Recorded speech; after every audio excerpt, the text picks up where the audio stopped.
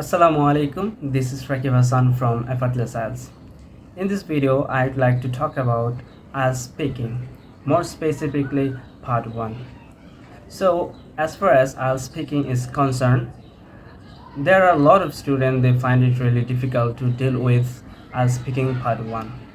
So, in this video, I'd like to give you some suggestions so that you can easily face IELTS speaking part 1. So if you really want to boost your score in IELTS speaking part 1, you have to give your answer very normally. That means when you speak in front of your examiner, try to pretend you are answering your questions very naturally. Because a lot of students, they usually memorize some structure, some vocabularies, and some phrasal verb or idiomatic language. So when they deliver their answer, it feels like they have memorized something.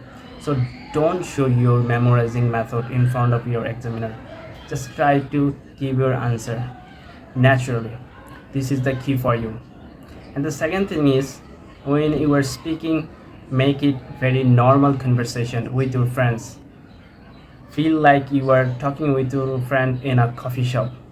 Then make you more confident to speak in front of your examiner. At the same time, which is very crucial for you to deal with IELTS speaking part 1, is when your examiner asks you any questions, try to answer directly in your first sentence. Don't mess up with your answer. Just go to direct and answer in your first sentence, then try to develop your answer.